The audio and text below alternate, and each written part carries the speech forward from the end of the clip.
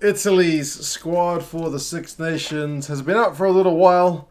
I've had a look through it. Italy, to be honest, is the team that I always struggle with a bit. I don't watch enough Benetton and Zebre, is what it comes down to. The majority of the squad is from those two teams. It kind of makes sense, just like the way that the Scotland side is mainly from Edinburgh and Glasgow. Most of the Italian team is from there. There are a few guys who play abroad, but yeah, for the most part, it is those two Pro 14 teams. It's a largely kind of stable lineup, I guess. There's a few kind of uncapped players. They haven't gone a France and gone for a full clean-out. They have got a new coach in Franco Smith. You thought with a new coach, maybe he would do what Fabien Galtier is doing over there in France. But I mean, Galtier had a whole under-20s world champion side to build on. I know a lot of you guys who know about Italian rugby more than me have been talking up some of the young guys over the last couple of years. So it is, I guess, good to see a little bit of that injected into the squad, but it is definitely kind of drip feeding the uncapped guys into the squad rather than having like them all flood in like is the case of France. But yeah, there's some changes. Change to captain. The squad which played that last game in the World Cup, well, the last game technically was that cancelled game against New Zealand, which was a bit of a deflating one, especially when you consider that was supposed to be Parise's last game. But yeah, their last game against South Africa, the majority of that squad is still here. I'll go over the squad. Forgive me for the pronunciation. It's going to be pretty bad. And yeah, do give me some insights into some of the guys. I've got my favorites in the Italian squad, as I do with all the squads, but again, there's still a few question marks from me as well. So props, you got Ciccarelli, Ficetta, Lovotti, Ricconi, and Zilocci. That's a pretty light group in terms of the number of caps they have. Lovotti is your most experienced guy. He's the one who got the red card in that South Africa game. He's had 40 caps. He's 30 years old. Your next, in terms of age, is Ciccarelli, who plays for Edinburgh. He's got 27 years under his belt, but only 9 caps. The other guys, 2 caps for Ricconi. Sorry, 7 caps for Ricconi, 2 caps for Zilocci, and no caps for Ficetta. So yeah, a big zebra field with 3 of the 5 props coming from there. And as I mentioned, in terms of propping years, the fact that your oldest guy is 30 is pretty inexperienced. Hookers, you got Bigi, who is captain.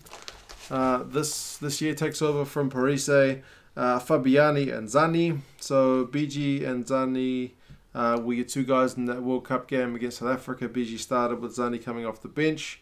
Fabiani is your 3rd guy there. All of them are 10 plus caps. None of them are more than 24, which is what Bigi's got. So again, there's not a raft of experience there, but there's no uncapped guys there either. 28, 29, and 30 is the ages, so there's no real rookies amongst the hookers. Second row, Dean Budd, Nicolo Canone, Federico Ruzza, David Sisi, and Alessandro Zani. I mean, Zani's got 117 caps. He's 35 years old. He came off the bench in that South Africa game, so he may be a bench warmer for this one as well. Sisi's 26. He started that game alongside Dean Budd. He's 26 as well. A Benetton guy, a Zebra guy. Ruzza, I think, probably won himself a few fans at the World Cup with some of his displays. And Canone is your uncapped guy. He is 21. At 21, how much game time he gets, it's a tough one because, to be honest, when I've looked at the previews of the other squads, you kind of look at that Italian game sometimes and go, maybe that's the one where they try some of the young guys. If you're the Italian team, where do you play your young guys? Because all the games are pretty tough, so there's not an easy one where you can kind of just ease them into it. It's into the deep end for any of the rookies. Back rowers, Lazzaroni, Licata, Maya, Negri, Polidri, and Stain. Of all the positions, it's probably the back row that you look and go, there's some proper class there in terms of a bit of depth, like Bramstein, is a really excellent player. When Parise was out, was it last year or the year before? He really stepped up and makes himself really noticed. Negri, when he's on the blind side, is a pretty bruising player, and Polledri, I think, is just an absolute joy to watch. He is potentially my favorite player in that squad, just in terms of him being dynamic. Like, you're always attracted to the players like that, like the Adi Savias, you know, rather than like the Matt Todds, who's like trying to get like tackles and turnovers. Sorry for the Southern Hemisphere example on a Six Nations video, but you know what I mean. Polledri is definitely an excitement machine player when he is on. But yeah, there's 3 guys there with all 10 plus caps, but then you got Maya 4 caps, Lazzaroni 4 caps, and Licata 8 caps. So 24, 22, and 26 for those guys. A decent blend of experience and youth. Number 9 is an interesting one because I can't find out for the life of me what happened to Tito Tibaldi. Is he just retired? Because he's what, 30, 32? I couldn't find anything about him being injured or retired. Was he just dropped? I couldn't find anything confirming it, probably because I'm looking in English and it's mostly an Italian media story. But the scrum halves are Brayley, Palazzani, and Violi. Palazzani has been good from what I've seen of him this year. Brayley was your guy on the bench for that World Cup game against South Africa. And Violi is, I think, was he injured last year? 26, 28, 25 are their ages. So, again, no real guys who are too green around there. 10s, you got Allen and Kana. There's no McKinley in this squad, so it's pretty much always those guys now. I prefer Allen, but sometimes Kana starts as well.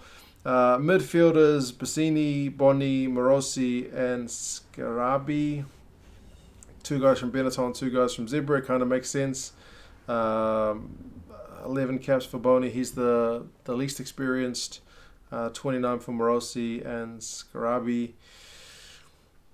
They're all in their late 20s, early 30s, so it's a bit of stability there. Campagnaro is injured from what I understand, so that's why he's not in the squad. I forgot to mention that there's a reason Parise is not there. He's, from what I understand, probably should have led with this actually, given that he's the biggest name, but he's making himself, I think, available for Scotland and for England, so the 2 home games. Other than that, he's not going to play, so he wants to go out at home after the World Cup kind of disappointment with that final cancelled game. Outside backs, Bellini, Benvenuti, Biondelli, Hayward, Minozzi, Padovani, and Sarto. So, I mean, Minozzi is the guy who everyone looks to for that bit of X factor. He is a pretty magic player, 16 caps, 23 years old. He was injured most of last season, at least for the Six Nations. He missed it, but good to have him around. Benvenuti is your experienced guy, 62 caps. Biondelli is your uncapped guy. He's only 21, so hopefully he gets a game. But the other guys are useful players. Hayward at 32. You might want to start, I guess, rotating him out of things. But he's been a regular for Italy as well, whether it's in the midfield or whether it's in the outside back. So we will see. Other players, I think Ferrari, the prop, I believe he's been injured for most of the year. Giraldini, he was supposed to play in the World Cup but never got a game. I don't even think he has a team at the moment, so he's not in the squad. Parise, like I mentioned, probably for the 2 home games. Tipaldi, I'm not sure, couldn't find out. And Campagnaro, I believe, is injured. McKinley, I think, has just not been picked. So, yeah, that is the Italian squad. They're not favoured to do anything this year. A win, I think, for most people would be seen for them as a successful season. They haven't had a win for a while. And when you look at the fixtures list, it's a tough set of fixtures. Away to Wales. If you're looking at the ultimate bright side, at least they've got a new coach and he's changing things up. But I think that looks like a pretty tough fixture because Italy have got a new coach as well. France, potentially, I guess, if they really decide to play all those. My son is going nuts out there. If you can hear some screaming, it's just him having a bath. France, if they decide at home to play all their guys who are uncapped, they got like 19 of them. If they decide to go for a pretty much inexperienced team, maybe, but that's a pretty big if. Scotland at home, I guess, is the one you target.